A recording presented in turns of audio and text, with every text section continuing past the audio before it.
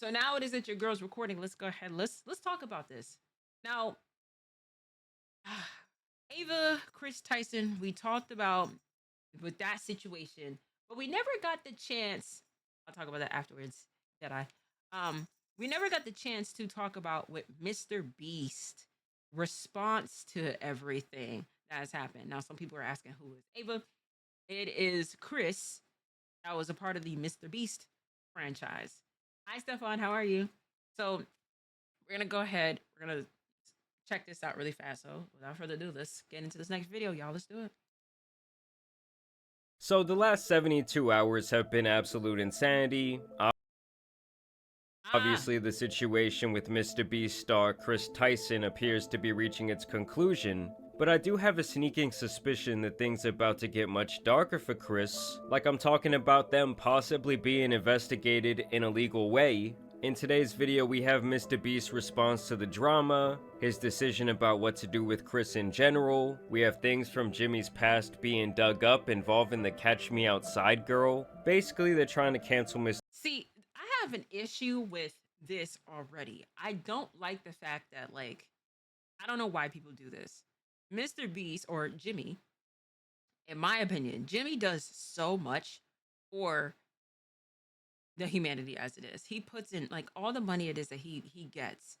He puts it back into the community. He helps out with so many different ways, so many different people, like opportunities for people to make money and stuff like that. Even the people that's around him. The fact that like we're bringing up like older stuff like this, you know what I mean? Like I don't like it. I really don't. I don't. Sometimes it is like looking up somebody's past is usually justified because it corresponds with the behavior it is that they're doing as of today. But the fact that is that Jimmy does so much for the community and y'all going back to like the dig up stuff like this to slander this man's name, I don't like it. I really don't. I really don't. Now, Kris's decision on what it is that they wanted to do, or Ava's decision on what they were doing and stuff like that, is not a reflection of Jimmy. That is their problem, not Jimmy's problem. However, this is going to affect Jimmy and it's going to affect the Mr. Beast brand because of the decisions it is that Ava has done in the past. So, Sunny V2 was right when he made that video, but he was the wrong person to send the message. I don't think he was the wrong person, to be honest with you. Like it was dead on, like correct. And a person you could say that would be the wrong person to send that message to was EDP. EDP had I seen like a video of him talking about Ava Kris Tyson a year ago about all of that other stuff, and everybody's just like, oh, but EDP is a pedophile. This, blase, blase. It's like, why do you think it is that he discovered it is like there is a pedophile within that group, you know? So he's the definition of a wrong person, but that message still should have stuck. It still should have been like, wait, what is he talking about? You know what I'm saying? Mr. Beast. Mr. Beast is on the side I watch. Unfortunately, yes. And I just hate that for Jimmy because that's not deserving or anybody else within that group that, that has not done anything. They're not a part of what Ava decided to do and stuff like that. You know what I mean? But it's going to affect everything. And that's the thing about with groups that I tried to avoid. I don't like group projects. I don't like group interactions and stuff like that because one person's mistake costs everybody else's mistake, or everyone's participation or lack of participation can affect grades and stuff like that. And that's not fair to everybody else who's been putting in their work or they wasn't on no fugazi shit and everything like that. So, like that's, it's annoying. Kris is on the extreme side eye. Not even like, especially like at this rate now, like, you got like investigations and stuff like that happening now. Yeah, nah. Pack Kris up. Mr. Beast at Pack this them point. We have someone else coming forward who was good friends with the lava character who we discussed in the last two videos, claiming that Kris did him wrong as well, back when he was still a teenager. So first let's talk about Mr. Beast's response that came out and kinda broke the internet last night. 37.5 million views on this puppy. Over the last few days, I've become aware of the serious allegations of Ava Tyson's behavior online, and I am disgusted and opposed to such unacceptable acts. And I wish he would say the acts that he's talking about, but obviously for legal reasons he probably cannot. But I Correct. won't lie, Jimmy, we did see you looking up at that poster that was in your living room. During that time, I have been focused on hiring an independent third party to conduct a thorough investigation to ensure I have all the facts. So Mr. Beast is turning it over to a legal team. That said, I've seen Which enough is the online and smartest taken thing to do. immediate action to remove Ava from the company, my channel, and any association with Mr. Beast. I do not condone or support any of the inappropriate actions. That shadow. So the ties have been severed, and the Kris Tyson and Mr. Beast connection is no more. I will allow the independent investigators the necessary time to conduct a comprehensive investigation and will take any further actions based on their findings. And you guys already know when it comes to Mr. Beast and his brand, he's not gonna play around. I don't care if you're like his childhood friend. And to me, when he says he's going to allow these independent investigators to do their thing and then he's gonna make further decisions, I think that means that he could potentially be taking legal action against Kris and maybe even aiding people in filing some sort of criminal charges. That's just my personal speculation. I mean, I wouldn't be surprised, to be honest with you, because the axe is very serious. I Shadow. These are like anytime it is of alleging anything of talking to a minor, we anything of those acts, those are serious and they are very detrimental to a brand. I've told you this before. Anything it is that happens to anybody that's a content creator, the first thing it is that goes in jeopardy is the brand. That's usually what is built. That took a long time to get to this point and everything. And Mr. Beast has been in this industry for a minute, or Jimmy has been in this industry for a minute. So, I mean, at this rate, it's like this is why I've always said it's like there ain't no such things as friends and stuff like that with business. At the end of the day, business is business at the end of the day.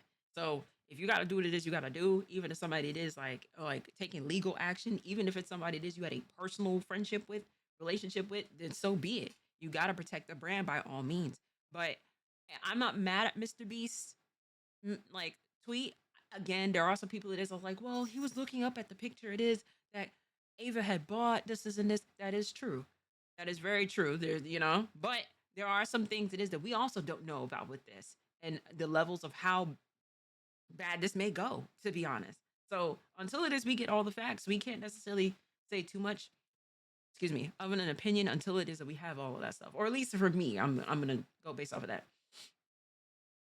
I just side eye him, but I'm not mad at him. Yeah, there's no reason to be mad at him. I think this whole situation is gonna be like that episode of SpongeBob where he's trying to get that little speck off that plate. Like Mr. Beast is gonna do everything in his power to make sure his reputation once again hopefully becomes squeaky clean, at least in his eyes. And I did want to cover Kris's full response because in my last video only the first tweet had come out where he gave this weak ass apology and almost like made himself the victim, saying, oh, I'm gonna step away from my mental health and from my family. Like, buddy, your wife or former wife, she needs a restraining order. So he also says, Damn. I want to add, I never anyone. The person who gets brought up in these accusations, Lava, has vocally supported that they are false. Yeah, real good job, Kris. There's no chance that he was just scared for his fucking life, right? There's no chance that he was just scared to lose the biggest connection in his world, right? Having said that, I humbly apologize to anyone I have hurt with my unacceptable social media post, past actions, and to those who may feel betrayed by how I used to act online. To lump these two factors together to create a narrative that my behavior extended beyond bad edgy jokes is disgusting and did not happen. In the past, I have learned that my old humor is not acceptable. I cannot change who I was, but I can continue to work on myself. The thing is, Kris, it wasn't just humor. These were disgusting, diabolical things you were posting on Reddit accounts, your personal Twitter. You were extending it offline into real life with the poster on the wall. And here Kris actually claims that he stepped away. When in reality, we all know you got fired, big dog. You got terminated. It's like when you're at a job interview. Oh, your resume looks great, but what happened at your last gig? Oh, it was a willful termination. Willful termination? What does that mean? Sexual assault. Now here's where we get to this guy, Nathan, who has now released his individual story with Kris, and he speaks in further detail the relationship that both he and Lava had with Kris. Kris Tyson from Mr. Beast used me, manipulated me, and did very inappropriate things with me while I was about 15 years old. I was actually friends with Lava Jesus. GS at the time, who is the main victim of Kris that everyone has been talking about these last few days, who claims he isn't a victim, but we all know he is, and we all know he probably got paid off. Not only that, but he's also under an NDA from when he worked for MrBeast Gaming for 2 years, and he tried to get me to join MrBeast Gaming himself, Lava. He's the one who actually sent me the contract and tried to get me to sign the NDA, at which point I ended our friendship because I knew they were just trying to silence me. So it almost seems to me, just watching this video, that Lava might be possibly trying to help Kris sweep this under the rug, which would not exactly surprise me if they had this close of a relationship for several years. Me and him were both initially involved in running Kris's Discord server, helping him set up his Twitch streams and moderating them. Nate's calling me. Yeah, so apparently this is from an old Kris stream, where he says that this guy was calling him. Hey, what's up? You're on stream. You just leaked your address. Please end your stream. This Discord server that we were a part of had about 10 people in it, most of whom were minors. I'm not sure how they got in there, other than me and Lava. He won a giveaway and Kris invited him after that, and Kris invited me after I saw one of his tweets asking for help setting up a Garry's Mod server for the 10 million subscriber MrBeast video. This turned into us having lots of private conversations with Kris and playing video games with him for hours on end. Not I told you guys just yesterday, the games are the avenue a lot of these sickos use to speak to children. Like, I can't even imagine some kid hitting me up. Hey man, wanna hop on Fortnite? Oh yeah, buddy, do I ever? We dropping Tilted Towers? Like, at the end of the day, bro was a grown man. Why are you trying to be friends with so many kids? Not only did we do a lot of unpaid work for him that he promised he would pay us for, he would also frequently bring up topics that was definitely not appropriate to bring up around 15, 16-year-olds, especially with him being like, I don't know, 20, 21 years old. He would even go as far as linking me several different corn and hentai videos throughout the time of me talking with him. Now, these are all tactics that creepy adults use to slowly lure victims in. Like, oh, let me expose you to this explicit stuff. Obviously, it's just beyond inappropriate. But oh, Kris, was that all an edgy joke too? Like, I love how when people just get outed for their absolutely disgusting behavior, they're like, oh, it was a different time. I was edgy back then. Like, bro, I remember 2018 too. It wasn't that different of a time. Not only that, but Right. he had an NSFW bot in his Discord server before he made it public. So when it was just a private server, his little circle of partners. And he would use this NSFW bot to spam different corn images, alongside all these 15-year-olds. He would also frequently call me dad and daddy, as well as the others, which I guess we all kind of just took as a joke at the time. Yeah. That's not a joke, bro. That by itself, if anything else wasn't a red flag within this whole thing, a grown man calling a minor daddy is more than enough of this that I needed to know.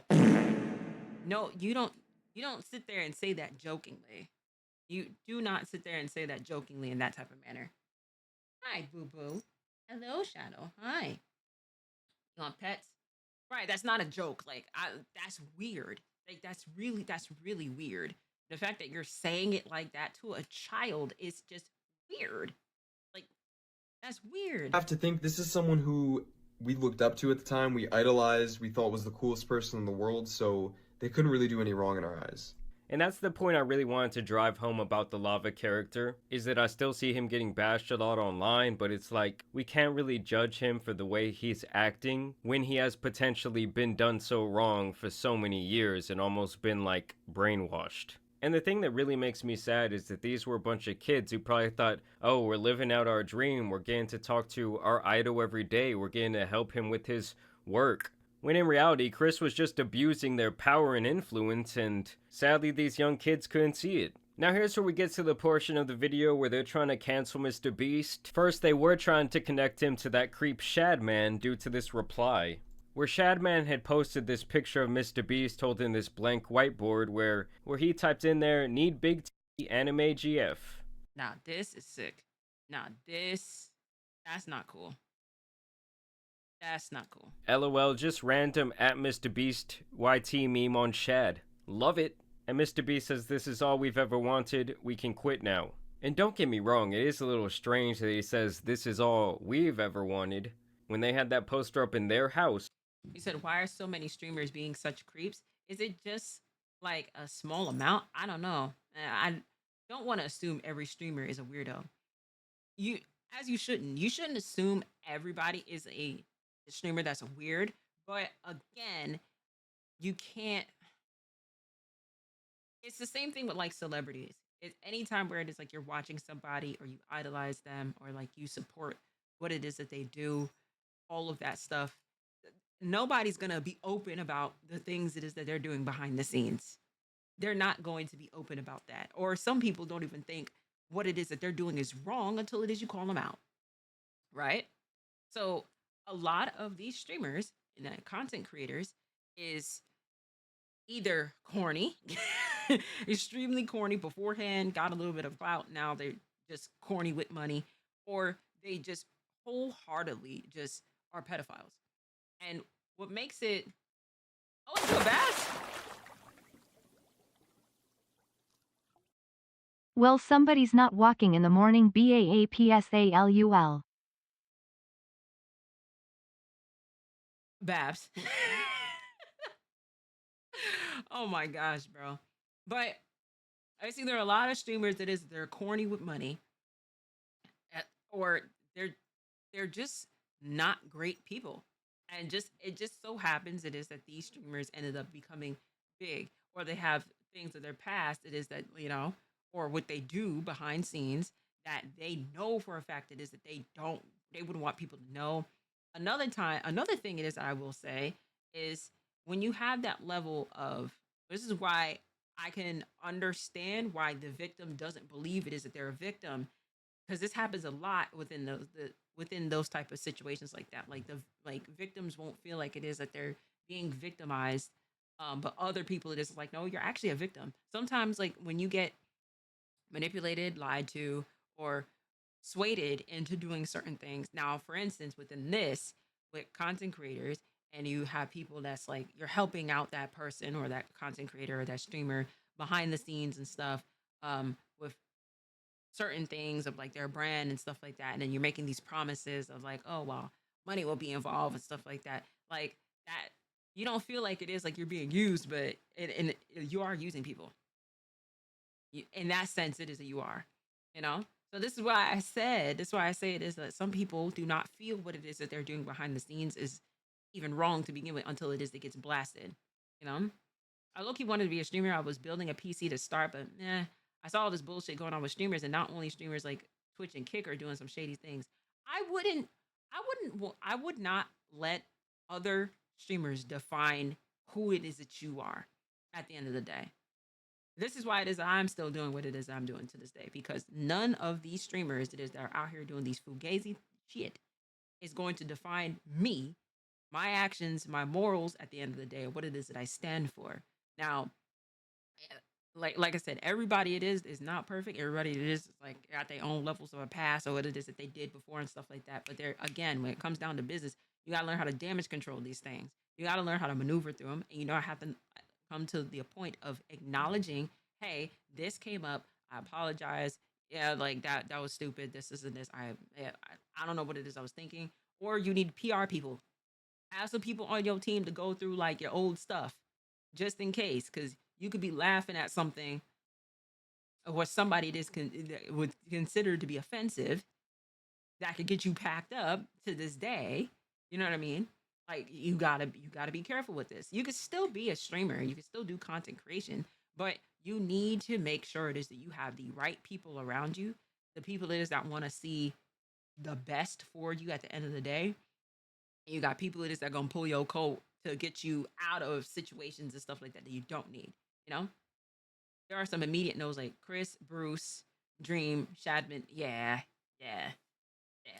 But if this is Jimmy's only interaction with anything regarding Shadman Online, I mean, obviously it's definitely not worth a cancellation. Leon Lush, who was a co-owner of that podcast, actually stepped in to try and give more context. Just wanted to chime in regarding this old podcast clip of Mr. Beast currently trending, because I also happen to be in it, and I was there. So hopefully I can offer some honest perspective beyond a Twitter account farming engagement. Now, for context, this was a long time ago at the beginning of our YouTube journey when being edgy was a content strategy. Cringe in hindsight, but those were the times. Here's the first part of the clip. I mean, honestly, I am kind of tired of people using that edgy excuse, but it is what it is. Now, it's hard to hear, but after the "you wouldn't put your dick in her" statement, I think it's important to note he says, "I wouldn't do that, she's way too young," after the initial unfunny joke.